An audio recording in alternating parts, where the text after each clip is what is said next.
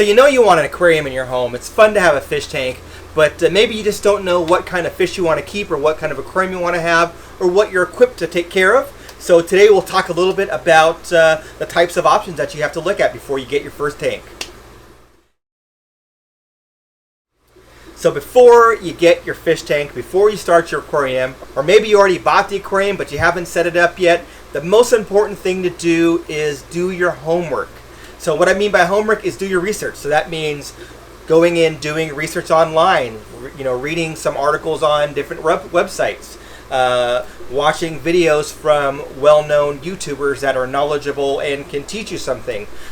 Read books. There are a lot of published books by various hobbyists and fish keepers that are very informative as far as keeping tanks and kind of getting you started on the right path of what kind of fish to keep and how to take care of them, etc. So whatever it may be, just make sure that you do your homework, take notes, ask questions, because there's nothing worse than starting something and then being 2 months, 3 months, 6 months down the road and having some disaster or finding out that it's just not what you wanted and now you've got this big wet mess to take care of.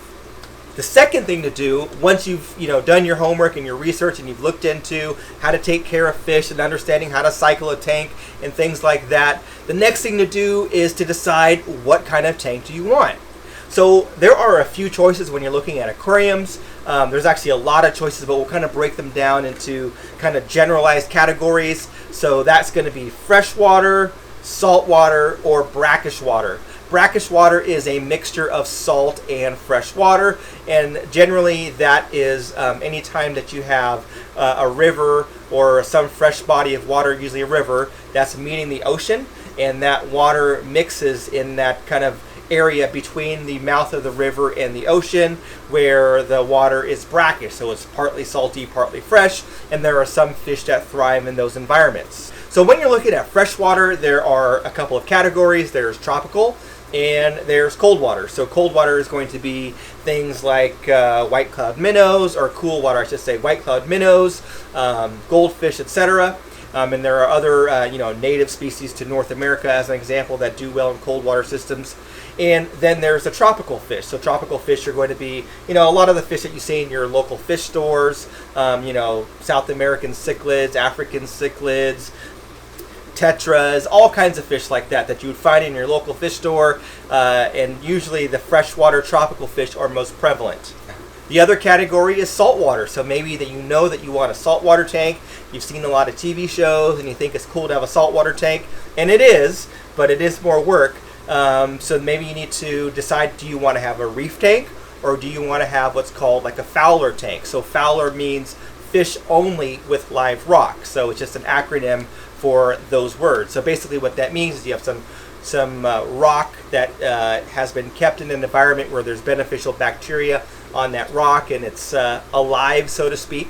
And you can have that in a system and have fish in that system, some tropical saltwater fish, some marine fish in that system without having live corals and other invertebrates like that.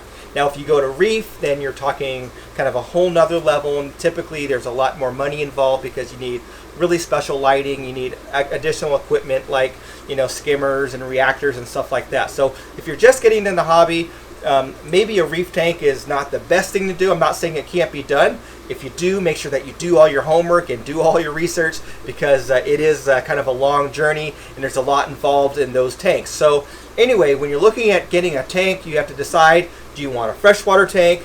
Is that going to be cold water or warm water?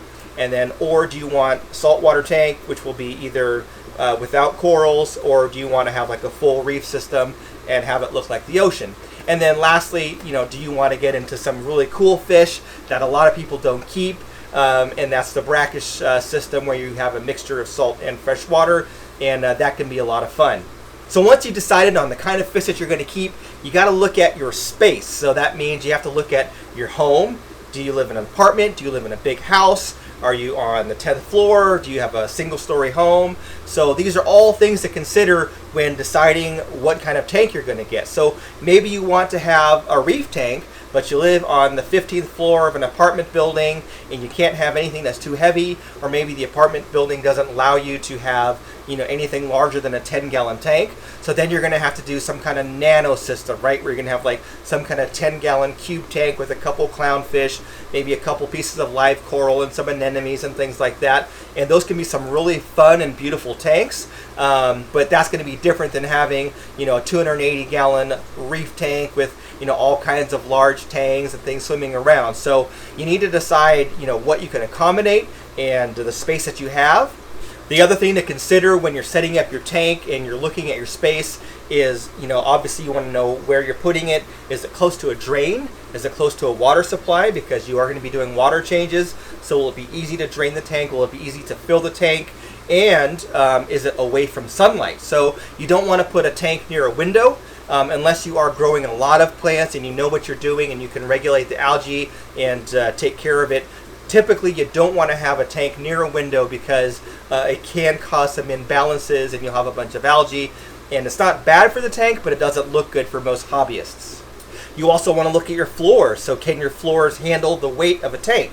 So you look at a glass tank and you think, oh, it doesn't weigh very much, but actually it does. So as an example, this tank right here is a 20-gallon tank, and I'm growing out some African cichlids. These are some young kind of large juveniles that I'm growing for my upstairs display tank. And this tank weighs close to 200 pounds. So you have the weight of the tank itself, plus you have the weight of the water, so 20 gallons times the weight of water, and then there's some substrate in here. I've got some crushed coral, there's some rocks in here, there's a sponge filter. So if you take everything and you weigh it, this thing is close to 200 pounds. Now 200 pounds is not a lot of weight for a floor. I mean, that's how much I weigh, so if I can stand on a floor in a particular spot, then you could have a 20-gallon fish tank in that area. But maybe, again, you're on the third floor and it's maybe an older building. You may not be able to have a larger tank that's like a 55-gallon, as an example, that's going to weigh, 500 or 600 pounds. So, you have to think about where you're putting the tank, as far as weight distribution, lighting, water supply, drainage. All these things have to come into consideration before you set up your tank. Another thing I didn't mention is size of the tank. So again, you know, depending on where you live, you might be restricted as far as size, or you might have the ability to do a huge tank. So again, you have to decide, do you want a small tank? Do you want a large tank? Typically, in my experience, and for a lot of experienced fish keepers, the larger the fish tank, the easier it is to take care of. Now that kind of seems backwards. Most people think a small tank is easy and a large tank is hard. But actually, when you have a large system, the fluctuations in the water parameters seem to be more stable. And those systems can also usually handle going a little bit longer between water changes, depending on the inhabitants of the tank and the bioload. So, you know, for example, with this tank, again, this is definitely overstocked. I've got 11 juveniles in this tank. So I've got to do water changes in this thing every 3 to 4 days. So today is the 14th of September. It's Friday night, and I did a water change on 9/11. So just 3 days ago, and I'm doing a water change again tomorrow. And I'm going to do probably 50 to 70% water change. So if this were the same amount of fish, and maybe this tank were 40 gallons or 75 gallons, I might be able to get away with doing it less often, as long as I have some adequate filtration in there. So thinking about the size of the tank is important. My advice is get the largest tank that you can afford and that you can fit safely in your home in the right space. So if you have space in your house for, let's say, a 75-gallon tank, I would suggest not getting a 29 or a 40 unless you know that you only want a small tank and you're going to do small fish. But if you're just kind of getting into the hobby, I would say get the larger tank, because you can do so much more with it. You can plant more plants, you can have more fish, you can have more decor in there. There's just a lot more that you can do. And then when you make a mistake, it's not as amplified in a large tank as it is in a small tank. The last thing I'll talk about today, and I'm not going to talk about buying fish and doing a cycle or anything like that, is just you and your ability to take care of an aquarium. So when you have an aquarium, it is a living ecosystem. You have live animals, you have live plants, you might have some invertebrates in that tank, and they require you to take care of them. They're your pets, right? So just like you take care of your dog or your cat or your bird or your chinchilla or whatever you may have, it's the same thing with fish. A lot of times people look at fish and just kind of think, oh, they're in a glass box. It's kind of like a picture. It's not the same as my furry pet. But in fact, they require the same amount of attention, the same amount of care, and sometimes even a little bit more because they are completely reliant on you to make sure that their environment is healthy. If you have a dog, the dog is breathing the same air that you're breathing, so you don't have to do some kind of air exchange in your house to make sure that the dog has better oxygen.